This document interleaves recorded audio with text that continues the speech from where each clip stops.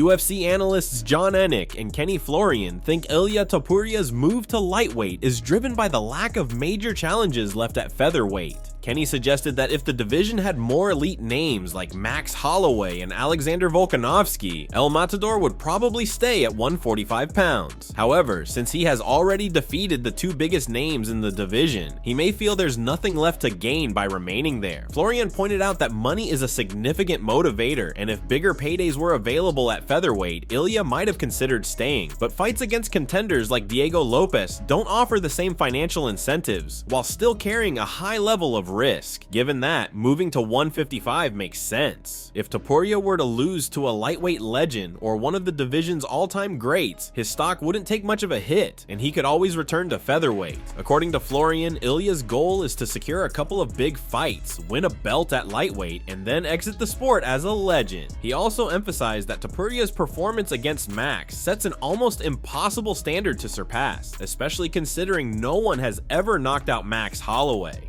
I would say this: if he had another one or two guys like Max Holloway and Volkanovski at 145, I think he's staying at 145 pounds.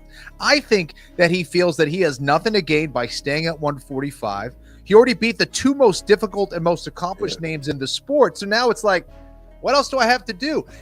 Money is a great motivator, and if there's more money fights for him down there, then I think he would stay. I don't think there's going to be more money against Diego Lopes, and I think there's just as much risk perhaps as a Volkanovski and a Max Holloway. So he says, wait a sec, if I go up to 155 and lose against an OG or one of the greatest in that division, I lose nothing and I can always go back to 145. But I want to get another couple fights, and I want to be a belt holder at 155, and then I'm out. And I think it's just, he's trying to find the fastest track to being an absolute legend in this sport. That's what I think is going on. And Kenny not only beat him, he beat the crap out of him. He beat the crap out of him. So it's like, right. Magomed Ankalaev is already talking about an immediate rematch with Alex Pereira. Ankalaev is already looking past UFC 313, discussing the possibility of an immediate rematch before they've even stepped into the octagon. His confidence is sky high as he not only predicts victory, but vows to leave Pereira unrecognizable with a first-round finish. Quote, "When it comes to me, I've never said no to rematches. There have already been 2 instances in my career where opponents claimed they deserved an immediate rematch, and I gave them that chance. So if it's up to me to decide whether he gets an immediate rematch, of course, I'll say yes." End quote. This wouldn't be new territory for Ankalaev. He's been involved in immediate rematches before, having fought Kutailaba twice and Johnny Walker back-to-back. However, his comments have split the MMA community, with some seeing it as confidence and others as premature talk before he even secures the belt. Former champ Robert Whittaker has made a prediction for the fight, siding with Alex Pereira to retain his title against Ankalaev. Rob is convinced that if Ankalaev doesn't shoot for a takedown early, he won't make it out of the first round. Speaking on the MMA Arcade podcast, Whittaker emphasized Pereira's power and striking confidence, stating that standing with him is simply too dangerous. He believes Ankalaev's best and perhaps only chance is to get the champion to the ground within the first 3 minutes. Otherwise, Bruce Buffer will be announcing and still before the fight reaches the second round. Whittaker also pointed out the unpredictable factor that Pereira brings into every fight, an X element that makes him an even greater threat inside the octagon. And I want to see, like, if I'm coaching Ankalaev, I'm like, I want him dropping to both knees and shooting from across the cage. 100%. Like, you know, I want him like army crawling to Pereira's ankles. That's so we're blanking him 25 minutes. Yeah, that's like, we need to slow him down, or we need to get him into a position where he's uncomfortable. We need to start like making threat levels elsewhere, because you see every stand-up fight Pereira is in, every single one of them, even when he's hurt, even when he's getting hit, like when he was with Roundtree. Yep. He's just comfortable there. I got Pereira as well. Nothing against Ankalaev.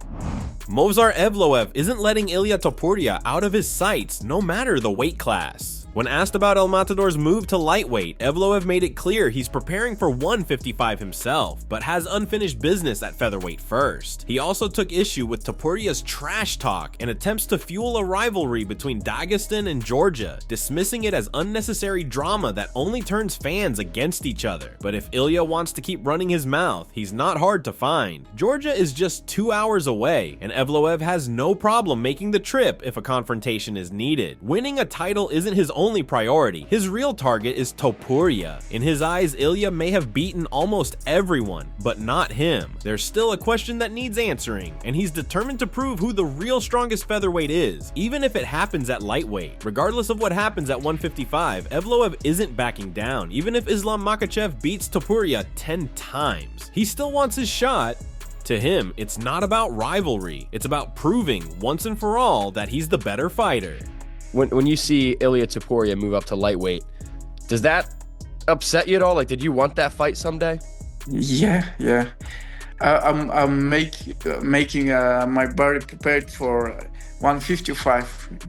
Yeah, but first of all, I need this title, and then I'll go after him. Just Ilia? Yeah. Why Ilia? Yeah. I don't know why that guy's talking about Dagestan against Georgia or something like that. It's like not good for fans. Do you know, just 2 hours, there is only 2 hours to drive to get there. It's like pretty close for Ingushetia. It's not good when people start talking bad, so I don't like this. But if we talk about Ilia and Islam, of course I'm rooting for Islam because he's my brother. I know him from a while. Topuria's move to lightweight was originally expected to lead to an immediate title shot against Makhachev, but UFC CEO Dana White recently hinted that there are several options for Topuria's next fight, including a clash with another top contender such as Tsarukyan or Oliveira. However, reputable MMA journalist Ariel Helwani has revealed that all signs point to a Makhachev versus Topuria matchup this summer. With Topuria's star power surging after his dominant win over Volkanovski, the UFC may still lean toward the biggest possible fight with Makhachev. A showdown between the undefeated featherweight champion and the dominant lightweight king would be one of the most high-profile title fights of the year. Still, if Topuria is forced to take a contender fight first, names like Arman Tsarukyan and Charles Oliveira present serious challenges. Tsarukyan has been vocal about his desire to make his comeback to the octagon, and a matchup with Ilia would be a battle between two of the most explosive young contenders in the sport. Meanwhile, Oliveira, a former champion, has the finishing ability to test El Matador's ground game like no one else before. With uncertainty still surrounding the UFC's plans, one thing is clear: Topuria has no shortage of dangerous fights ahead of him at lightweight. That's it from MMA Psycho. Thanks for watching, and don't forget to subscribe for daily MMA news.